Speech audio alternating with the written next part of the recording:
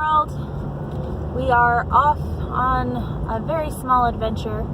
I'm gonna go see Doc, but it is not my normal procedure, as it is not nearly 10 a.m. I'll be seeing him again tomorrow. I'm on my on my way to my one-to-one meeting with Doc. Who the fuck's been messing with my goddamn windows? I don't remember hitting anything. Oh, unless husband-boyfriend thing moved it. That's what I suspect. Alright, here we go. Sorry, my side view mirror was turned in on itself. So anyway, we're going to go see Doc for our one-to-one. Anybody who has been following me, I didn't realize I get notifications when there are subscribers, and that whole road is blocked. So I apparently have a few subscribers, and I think it's that Gooseman's subscriber people. Hello. So yeah, welcome to the channel, I guess, question mark? I don't know why I just said question mark. I'm not texting. Anyway, right, so now I'm rambling, but anyway, we're going off to a one-to-one and heading out. We have our holiday Christmas lights, whatever. We have our Christmas lights up, and the roommate sister thing put the tree up, and it's a tree. It's very impersonal as far as I'm concerned. I've always had a Christmas tree with personal ornaments, antique ornaments, nice ornaments, that actually mean something. Our current tree is, well, it's very home goods. It's exactly home goods, and it's boring and silver and white and boring. I don't know why but it's her tree, her decorations. She can do whatever she wants as far as I'm concerned. I don't particularly like it. I don't care for it just because it's completely impersonal. There is a ornament of the kid, and it's a baby picture from like forever ago. But yeah, so anyway, there's a little bit of strife going on in the house, but nothing that won't be blown over in 3 or 4 weeks or so. So yeah, we had game weekend. We had game day on Saturday. Husband boyfriend thing yet again won all the time. That's what he does. So we need to broaden our friends and find people that are smarter than him and that can kick his ass in board games. So yeah, that's a thing that we've got to do. And I'm trying to think if there's anything else that I need to update you people on. No, not really. I've got some work to do, and that's about it. I've been getting these random text messages from work. Well, not from work. They're for work.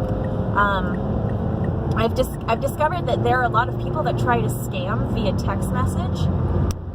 So I got a text message this morning going, "Hey, it's Michael. Are you in the office?" And so I replied with a text message saying, "Thank you for contacting our company. And how can we help you? Is there a roof that you need? Whatever," because I work for a roofing company. And like an hour later, it texts back, "I need a new roof." So I reply politely with, "We can certainly help with that. What type of roof are you looking for, and where is the address?" And they're like, "Oh, I want dimensional shingles and in charcoal." I'm like, okay, what's the address? Because honestly, I can't even do an estimate without an address, because I've got to do a whole snap, and I've got to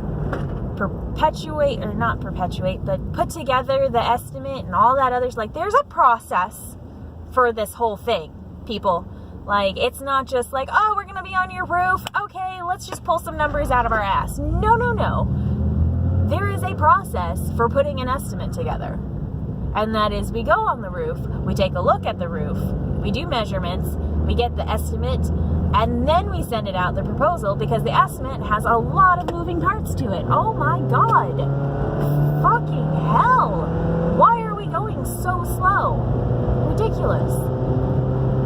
Anyway, so yeah, there's a lot of moving parts to the estimate. Like, we've got to account for the product, we account for supply, we got to account for labor, we got to account for delivery. Like, there's a whole slew of shit that we got to do to make sure the estimate is accurate and is going to make a little bit of profit for us and will be cheap for the customer. Like, it's a big investment, a roof. Anybody who does that it's a very large investment for a roof. So if we send you, like, there's a procedure for us as well.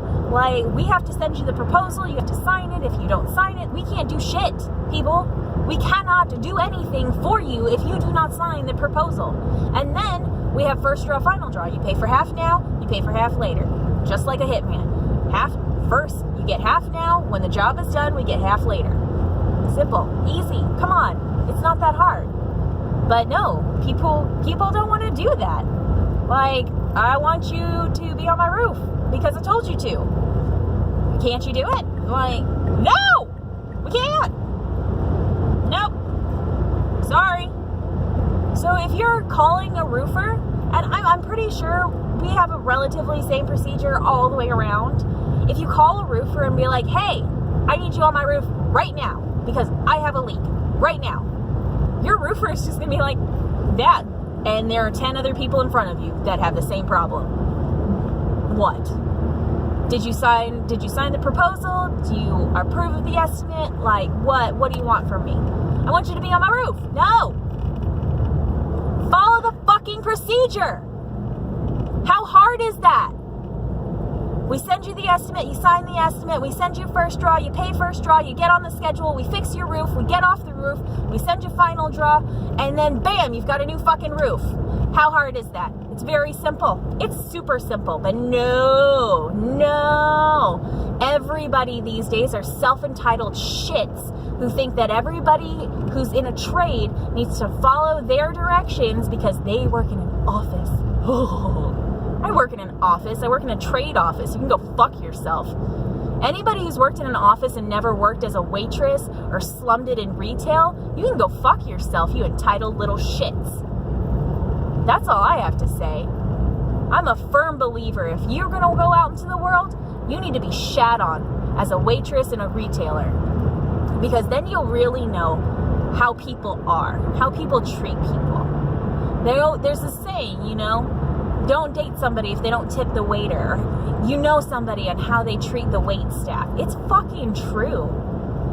It's so true. And everybody's like, no, everybody's so sweet and kind. You just have to look at the goodness in everyone. I don't have any fucking goodness in me, and if you're gonna piss me off, I'm gonna rip you a new one. Everybody who's watched this and has possibly watched my rant on political correctness knows I don't give a fuck. You piss me off or you hurt me and mine, expect to get hurt. An eye for an eye. I'm all for that. But anyway, I'm ranting about absolutely nothing now and just being an overall shithead as far as I can tell.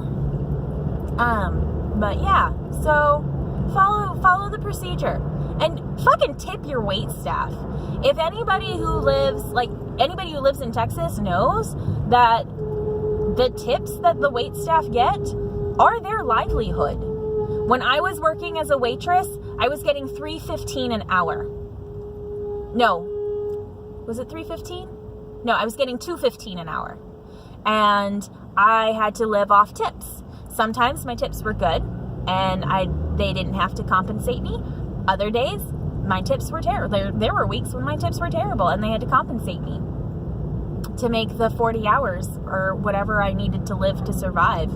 I'm sure wait staff minimum wage has changed in 6 years. I haven't checked it, but I'm pretty sure they're still living off their tips because of inflation. So come on, people. Like, really? I've always tipped 20%. I know there are a lot of people out there that are like, I'm just going to tip the minimum. I only have to tip 15% or 10% or 5%. You guys can go fuck yourselves because clearly you've never worked in that kind of situation and are not a nice person as far as I'm concerned.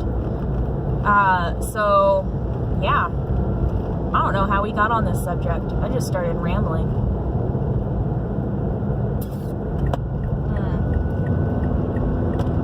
Right.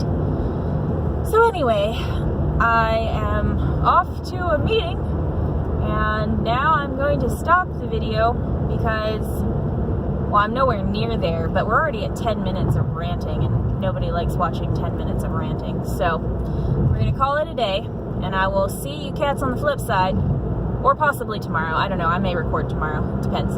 Anyway, I will talk to you later.